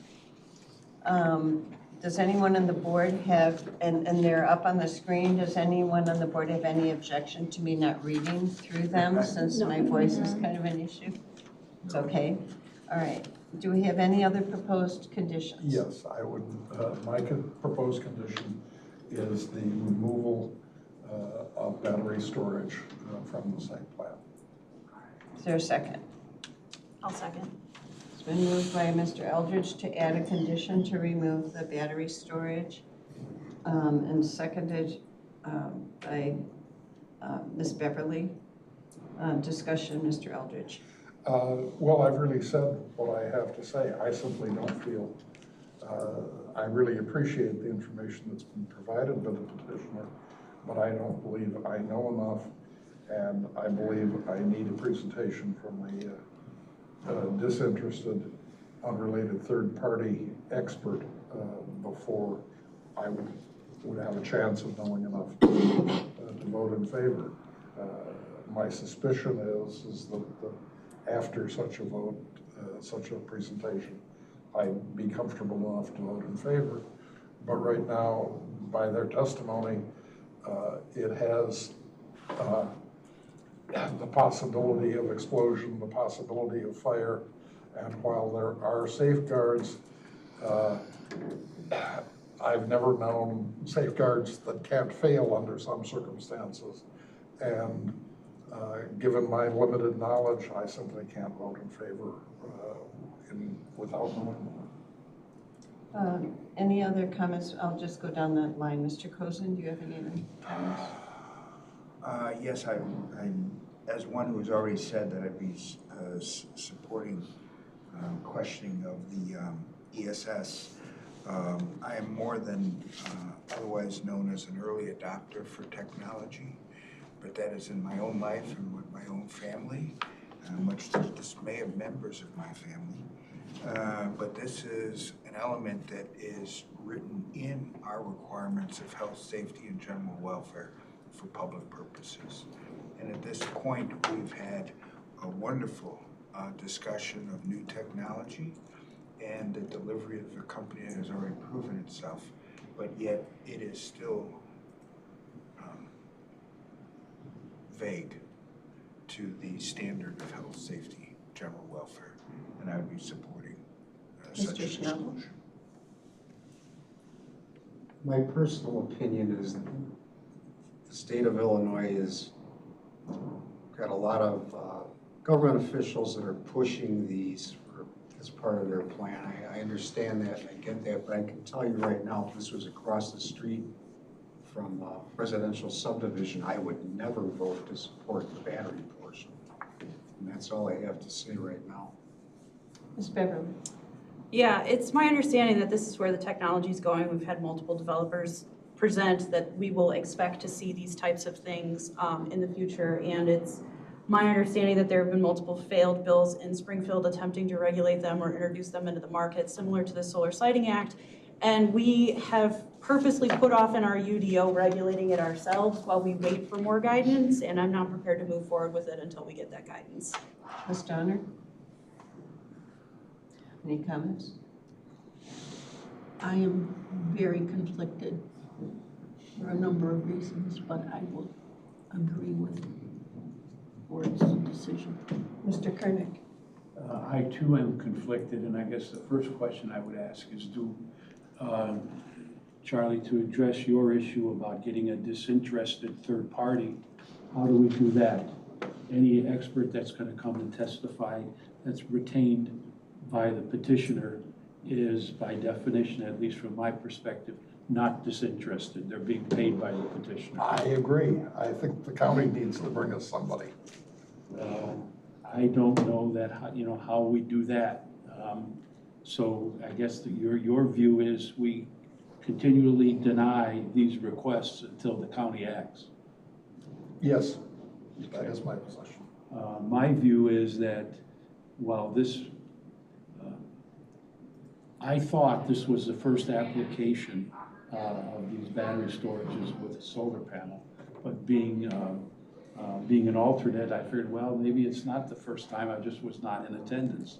But I gather I'm correct that this was the first time the board has been presented with this. From my view, we have an expert by experience, if not by training, who's given positive testimony about the safety of these from my perspective. And this is, as I understand the testimony, and you folks can correct me, this is just a different application of technology that is not new. These batteries, I understand, have been around for 10 years, I think is the testimony. There's other applications for these batteries. I don't see how the battery being used in this application is any different than batteries being used in, or these types of batteries being used in other than solar farms. So while I'm conflicted, I think that based upon the testimony we've heard and the safety aspects of it, that I'm in favor, I'm not in favor of the amendment removing this for those reasons. Linnea? Oh, I'm sorry. Go ahead. Then as long as we're having a discussion and these are our statements, what do we do if we can find this third party that can come in, can talk to us and tell us that everything is A-okay and these people are now out of that situation because we've approved it without it? Now do they have to come back and say, now we want that battery to go back in? Or it is part of this petition. This is where I get conflicted. Where do we end up saying yes or no to that? And I understand exactly why we wouldn't, but I also say, now, what happens if in the time it takes for you to actually get this moving, it's gonna be a year before you get started or 2 years before you get started, and we get somebody in here or some other company comes in here and there have been the discussions and the presentations made. Now, we've told these people no, and some other people 2 years from down the line when these are ready to go, we already know it's okay and we would approve somebody else. That's my conflict, is I just don't know how we say no to somebody and they're not even gonna get started for another 2 years or a year, isn't there a different kind of requirement or question or condition that we can have that would solve that? And I don't know how, I don't know that over. Well, Mary, it How is does it- not part of this petition, as was stated by Okay. staff. This is not part of the petition. It's an accessory use. It's, Okay, you know, so it was not asked for in the petition. It's just on the site plan. okay, And I will just say, just because we have not addressed it in the UDO, I would feel much more comfortable voting on it after our staff and, you know, has set some standards for us to look at. right. And until that time, as a person who's not an expert, even though I appreciate the testimony of this man who's come forth, you know, and I think he's really representing firefighters and just really wanting to protect them and making sure that batteries are safe for them. But even with that, you know, excellent testimony, I just feel in our role as a zoning board, I just feel like we need some guidance in our UDO as to what we need to look at before we say, yes, it's safe, you know, representing the interests of the public. And so I'll just agree with Mr. Eldridge, and when the county comes forth with, maybe they amend the UDO and add something for that, for us to look at, then I'll be comfortable voting yes on that.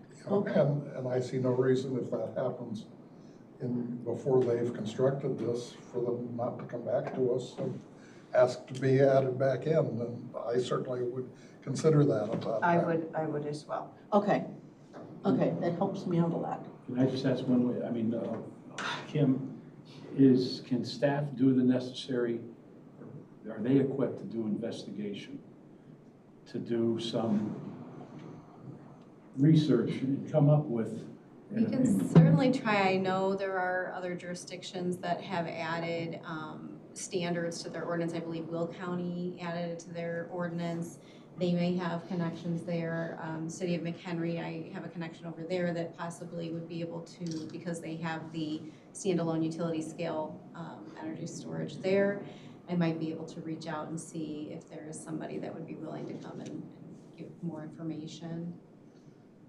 Well, and somebody like Underwriters Laboratories or the National Fire Protection or National Electricians, whatever, probably, undoubtedly have experts in this field. It's just a question of finding them. And then requiring, and probably some cost in having them come to talk to us. Right, I will have to look into that, but I can certainly do that. Well, I think it's something that we kind of need to be able to come back to. So I'll call for the vote on this, this new condition. This would be condition number 10. Mr. Eldridge? Yes. Mr. Cozen? Yes. Mr. Schnabel? Yes. Ms. Beverly? Yes. Ms. Donner? Yes. Mr. Kernick? Yes. And I will vote yes. So this condition is approved 7-0. At this time, I would take a vote on all the conditions. I move acceptance of all of the conditions as amended. I'll second.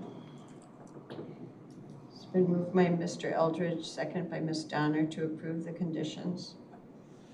Any discussion? Then I'll call for the vote. Mr. Eldridge? Yes. Mr. Cozen? Yes. Mr. Schnabel? Yes. Ms. Beverly? Yes. Ms. Donner? Yes. Mr. Kernick? Yes. And I'll vote yes. So the conditions are approved 7-0. At this time, I would, Madam Chairman, I move acceptance of the petition subject to the conditions. I'll second.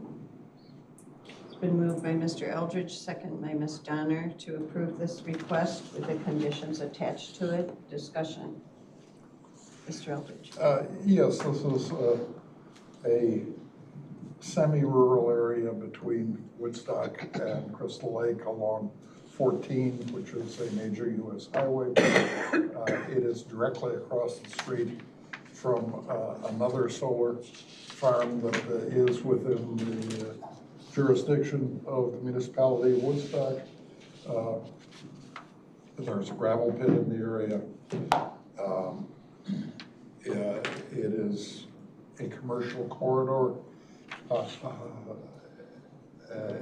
that is gradually, well, maybe not so gradually, developing in various ways as Crystal Lake and Woodstock come closer to one another. In my view, this is a petitioner who has had a number of successful petitions for solar farms heretofore. I think they do a wonderful job of preparation and presentation, and I am happy to approve of this now that the storage has been removed until we learn more. And I support the petition. Mr. Cozen. I can only echo the satisfaction of the presentation of the petition, meeting the standards for it, with the expectation that it would be equivalent as well once such a presentation is given on the ESS, with the same kind of quality that the rest of the industry, who is likely to follow along Northwest Highway from as far west as Boone County, I'm told, to arrive here in McHenry and fulfill such a standard. Mr. Schnabel. I agree with exactly what's been said so far. Ms. Beverly. I agree with what's been said. I understand the IPA study saying that we have to get battery storage online, that it will reduce our bills. I've seen all that. I've seen the proposed bills. I would like to see our UDO reflect some sort of standard for siting and for location and for safety purposes before I'm going to be comfortable bringing it here. We have very intense fires in this area. We've had like 4 barn fires. It's just not really, I'm not comfortable introducing another massive fire risk to the area without staff having standards established. Ms. Donner. I agree with everyone who has spoken already. I hate pig in a poke. It's the first time. It's always hard to be the first one in and to see where it's going. And so we have to be very careful. This board is under huge scrutiny all the time. And so do not be as tight as we are in working on this. I have to go along with it. So I'm going to be voting yes. Mr. Koenig. I have nothing to add. And I agree that the standards have been met, and with the Public Act passed by the state of Illinois, as long as their location standards are met, the county cannot deny a request. And the state standards have been met for siting this facility. So I believe that I'm in favor of the request. So I will call for the vote. Mr. Eldridge. Yes. Mr. Cozen. Yes. Mr. Schnabel. Yes. Ms. Beverly. Yes. Ms. Donner. Yes. Mr. Koenig. Yes. And I'll vote yes, so this goes to the county with a 7-0 vote approving the request. At this time, the hearing is closed. Thank you. Thank you. Thank you.